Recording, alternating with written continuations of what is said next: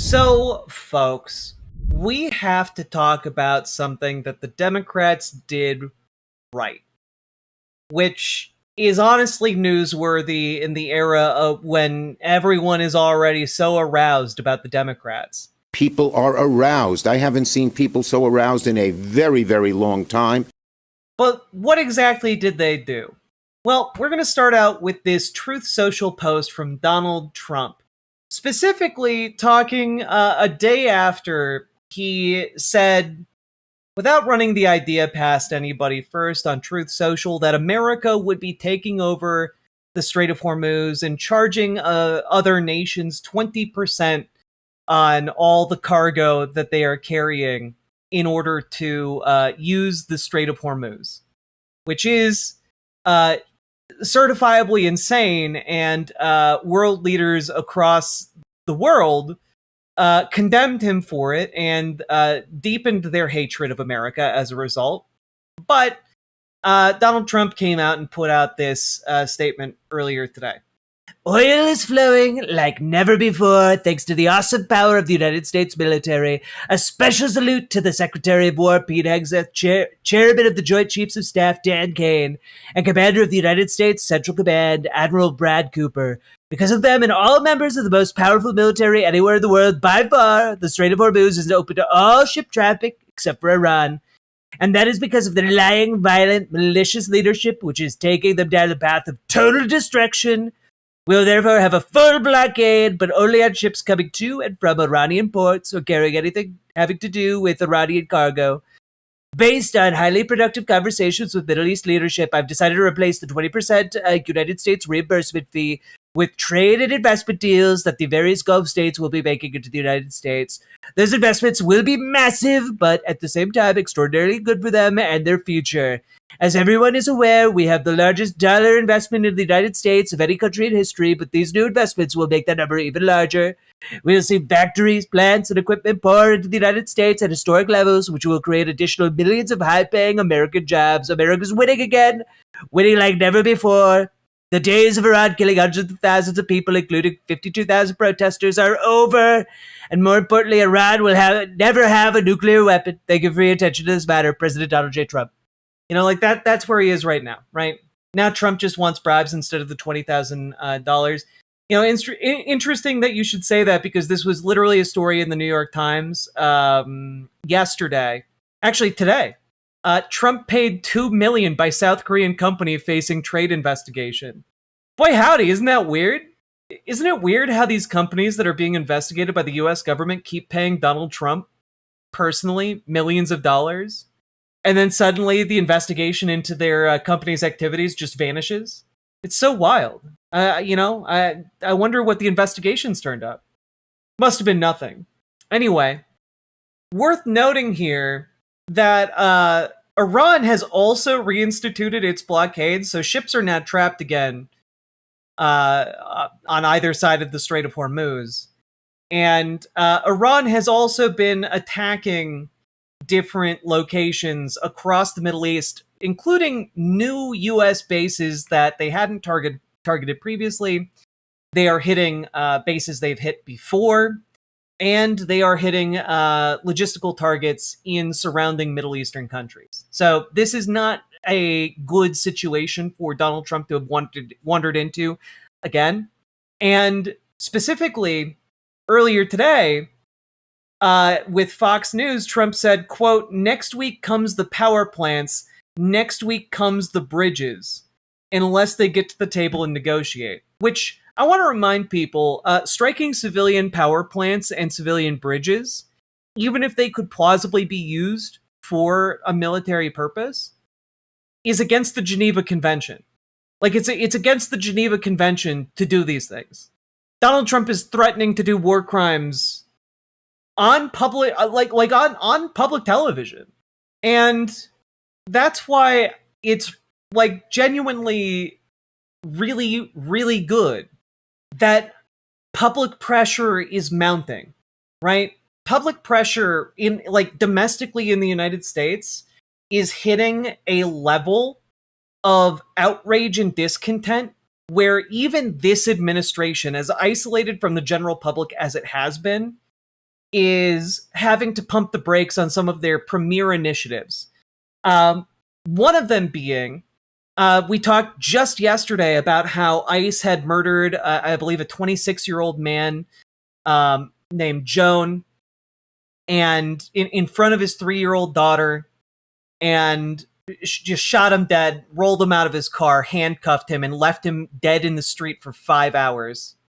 And as a result of the massive outpouring of discontent, ICE has stopped all vehicle stops, or almost all vehicle stops, because this is getting crazy. I believe there was also an incident since the Joan shooting where a man was ICE approached a man to talk to him, and he fled into the middle of a street and got hit by a semi-truck. What I don't get is why a supposed multi-billionaire is pulling single-digit million scams. It's like a millionaire trying to game people out 1K. I mean, I think it's because he's doing he's doing some of that, but I think the 2 million is probably just we'll give you more if you drop this into us. I think it's just kind of a tantalizing offer, you know? So, yeah. Long story short, ICE isn't going to be pulling over as many people because apparently these traffic stops have been going so poorly for them, and people have been filming them, seeing what's happened, and are getting pissed right the fuck off across the country. That just kind of goes to show, oh wait, this administration is actually kind of falling apart at the seams. Even the people who have played the game by the Trump administration's rules now are getting screwed over, which means there's literally nothing you can do. If you comply, you're still going to get screwed over. If you don't comply, you're still going to get screwed over. Here's a story that just dropped a few hours ago. The DOJ is now going after the law firms that capitulated to Donald Trump. You know, all of the law firms early on in Trump's presidency, round 2, where the DOJ went after them and told them, oh, yeah, you got to make a deal with us. Yeah, all of those law firms are now being subpoenaed by the DOJ.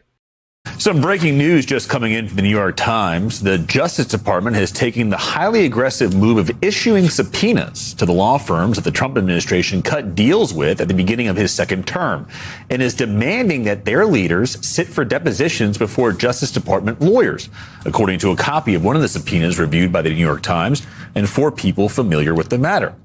Here's why this is happening. According to the Times, the American Bar Association filed a lawsuit that sought to stop Trump's campaign to punish law firms. As part of that suit, the association wanted the White House to hand over internal documents and communications about the agreements made with those law firms. But now, the Trump Justice Department has essentially flipped the script and is trying to obtain the same information from those law firms about their deals with the administration. Some breaking Genuinely, what? This is utterly baffling. It's just genuinely this is lunatic governance. But what it goes to show is that there's no compliance that is going to get you off the hook. There is no actual ability here to not get fucked over. And in the situation where you have the option to get fucked over either way, then you might as well tell the person who's fucking you over to go fuck themselves first. You know? You might as well just not comply and still get fucked, right? And yeah, it turns out capitulating to fascism doesn't work. And what this all is leading to, and what this paints a picture of, is the fact that there's no coddling that Democrats in elected positions can do to try and control Donald Trump. There's no going along with his plan that's going to make him happy. There's not, a certain amount that they could give him that he would be satisfied with. There's nothing they can do in order to make him a, easier to deal with kind of guy. Which means they might as well grow a fucking spine and fight, right? And I do want to say, well, the spine is certainly not there yet, This was pretty cool to see. Senate Democrats block $1.15 trillion defense authorization bill. Now, this is actually, like, unprecedented. This is like an unprecedented move to block the defense spending bill. It is one of those bills that is routine. It is just kind of like expected to be bipartisan. It's expected to pass. And this did not. Democrats stood firm together to prevent this bill from being passed. I do want to say that while this is like a pretty, shocking, impressive display of some semblance of a spine, don't get too excited here, folks, because, the Defense Authorization Act, like, it is so routine, and this is so early in its like introduction, that it's going to be brought again. And usually what happens with the Defense Authorization Act is that, like, Democrats have their version of the bill, Republicans have their version of the bill, and then, like, there's some kind of winnowing down to a bastard child of both bills. So it's quite likely that what we're going to get eventually is a defense authorization bill that is somewhat similar, but this is also their opportunity to get rid of some of the worst aspects of the bill. And it's also a show of force to say, hey, you can't just put whatever you fucking want into this defense authorization bill because you're the party in power. We're actually going to do something to check you. So, it's great to see a little bit of pushback. I wouldn't hold your breath about this, though, because, like, here's Reuters' report on it. Democrats also object to the Trump administration's push to increase military spending to a total of $1.5 trillion, even as social programs for Americans are being cut.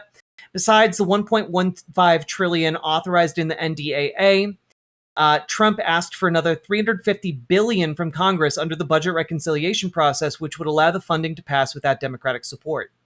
Despite the setback, it is early in the NDAA process. Each year, the House of Representatives and Senate pass their own versions of the NDAA before Armed Service Committee negotiators reach a compromise. So what they are likely going to do is they're going to be looking to compromise. They're going to be looking to, winnow this down. But what is good here is that Republicans have to compromise at all, because politically things have become so toxic that Democrats cannot face their constituents if they do not fight this. Democrats will not be able to survive in their political positions if they refuse to actually address this bill. Also, King Bugs, thank you for the $10 super chat. Very much appreciated. And, all of this being said, you can't get too cozy with Democrats because, Hakeem Jeffries out here also saying that he would never cut $3.3 billion of aid to Israel, which is unsurprising from Hakeem Jeffries, but also just like, God damn, dude, you gotta read the room. Like, you cannot keep getting away with this and maintain your leadership position. You cannot keep getting away with this and continue to be reelected. Like, your days of doing this are very much numbered, sir. And I will also say one last thing to keep an eye out for. On Thursday this week, Donald Trump is expected to make a speech wherein he tries to nullify the Georgia elections process around John Ossoff and Raphael Warnock, potentially calling for them to be removed as senators. And John Ossoff was asked about this earlier today. Consider for a moment that we understand the president may be threatening to declare sitting United States senators illegitimate.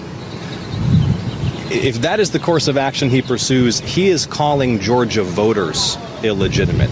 From the very moment Georgia voters rejected him in 2020, he's been on the warpath because he was humiliated by the rebuke that Georgians dealt him. And he was humiliated and furious in particular as a committed lifelong racist that it was black voters in Georgia who were instrumental in his defeat. He fears defeat in the midterms, and that explains his spiral into conspiracy theories. Conspiracy theories that put Georgia Republicans in a terrible bind. Because now not only do they have to defend this president's economic record, not only do they have to defend doubling health insurance premiums for more than 1 million Georgians, they also have to defend all of these bizarre conspiracy theories coming out of the White House. I don't know of Republican colleagues who agree with the president on this. Privately, most elected Republicans in this building think the president has lost it and is dooming them to dismal losses this fall. Thank you all so much for your time. This is the thing. Like, Donald Trump, if he does try and do that on Thursday, is going to make John Ossoff one of the most famous, like, elected officials in the country. You know? And I do think that, like, they clearly caught him in a parking lot. Like, he's on his way to, like, go do something else. But, like, he's right. You know? Like, Republicans in local office think that Donald Trump's a fucking lunatic. And not only that, it puts Georgia Republicans in a terrible position because you have the president of the United States saying that it might be pointless to vote in Georgia. How on earth are MAGA Republican elected officials going to get people to go out and vote if the voters they need to turn out all agree with the president and think it's all, like, been a sham? This is gonna go so poorly. But, like, when I say that this is the kind of shit, like, trying to delegitimize senators and, like, throw them out of the Senate, out of Congress, this is the kind of shit that does start wars. And so it's good that some Democrats seem to have been starting to find some spines, because if that shit goes down on Thursday this week, we're going to need to see an explosion of spine growth. That sounds wrong, but I think you all understand what I mean, across the Democratic Party. Because part of the reason I think that the Democrats stopped the Defense Spending Act is because this is, like, one of the final pieces of leverage they have for the moment. And they should not move under any circumstances in order to reauthorize defense spending until, like, John Ossoff and Raphael Warnock are secured. Like, this is where we're at. Like, we are being pushed deeper and deeper into a political crisis. I've been talking about how we're in a constitutional crisis for, like, the last year. That hasn't stopped at any point. We're just going deeper into psychosis, deeper into a constitutional crisis. And, like, the thing is, if he doesn't push hard, if Donald Trump is just kind of like, well, okay, and doesn't push hard, I think we'll get through this okay. But if he does truly push, does truly commit to this, there's, like, I have no idea what could happen. And it terrifies me. But that is why we need to get organized, folks.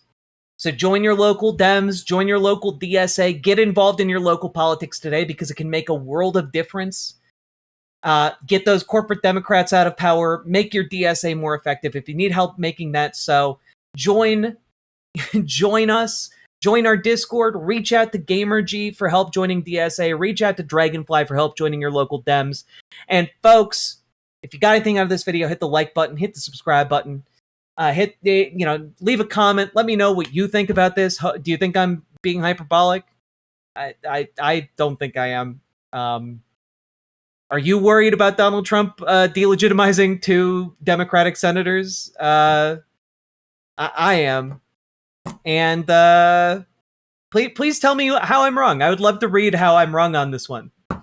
But also, check out ImageneOlivia.com, gender euphoric lingerie designed from the ground up for trans femmes. Also tested with cis men, cis women, non-binary folks. It is comfortable, sexy, non-tucking lingerie. Go check it out. ImageneOlivia.com. Link down in the description. Let's keep on going. Riverboat Jack is going to town. All the viewers gather round. Twitch and YouTube is where she streams. All that content is bursting the seams. Politics, dating, plenty more. Her sense of fashion you'll adore. So grab your stuff and hop aboard. We're going straight to Jack's Discord. Riverboat Jack.